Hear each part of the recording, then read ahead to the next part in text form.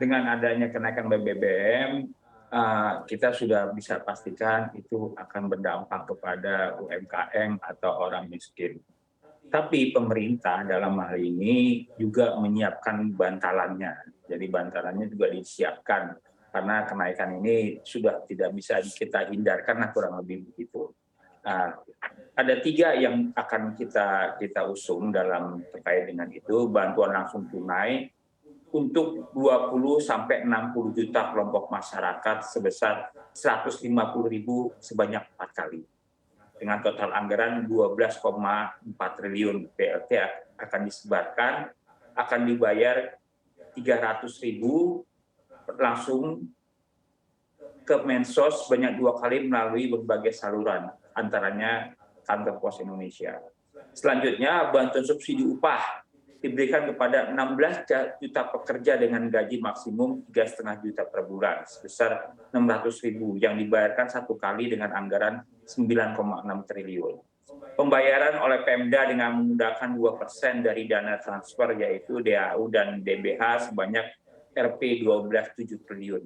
Ini jadi dalam rangka membantu sektor transportasi, angkutan umum, ojek, bahkan nelayan dan tambahan perlindungan sosial. Jadi 3 hal ini yang kemungkinan akan kita gelontorkan dalam rangka menjadi bantalan kenaikan harga BBM tersebut.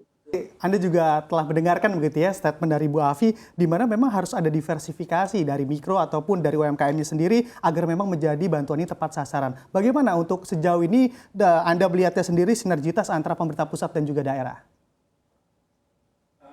Dalam hal ini sinergitasnya kita sebenarnya sudah cukup kita lakukan ya.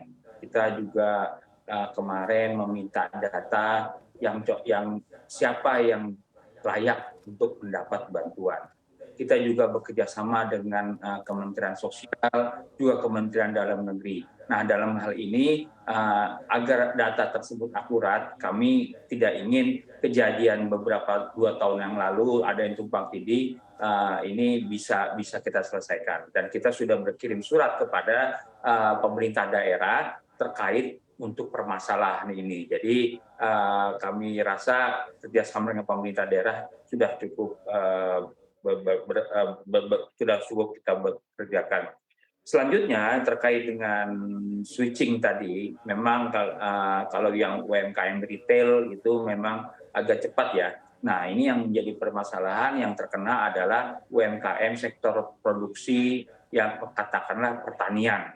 Nah, ini tentunya dampaknya cukup luar biasa, adanya kenaikan biaya pengiriman dan logistik produk, pelaku mengenakan tekanan ganda yaitu operasional dan bahan baku.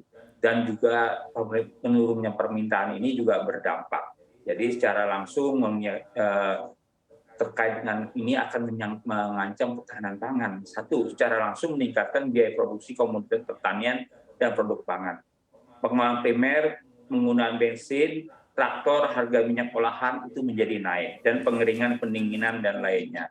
Namun untuk hal ini, pemerintah sudah melakukan beberapa kebijakan untuk terkait dengan ketahanan pangan ini.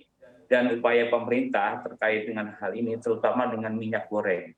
Jadi pemerintah akan melakukan politik pengembangan minyak makan merah oleh koperasi di sejumlah daerah. Jadi kalau kita saat ini minyak makan itu yang biasa, nah kita mengembangkan minyak makan merah yang ini akan menjadi kita jual dengan harga lebih murah dan kandungan gizi dan vitaminnya lebih tinggi.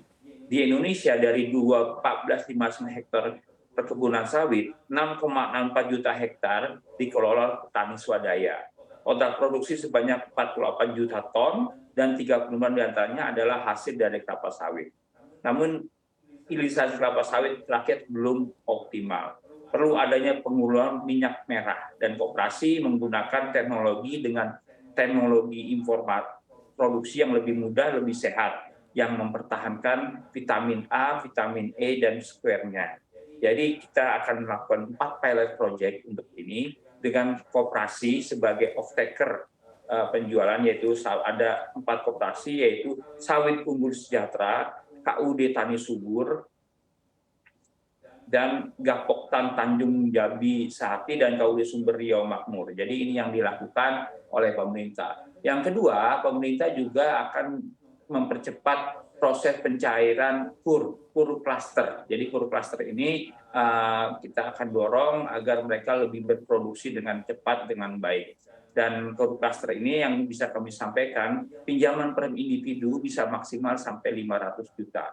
Jadi kalau ke dalam klasternya ada 20, maka kita bisa memberikan pinjaman sampai 5 kali 20. Itu kurang lebih yang bisa sampaikan apa yang dilakukan pemerintah. Terima kasih.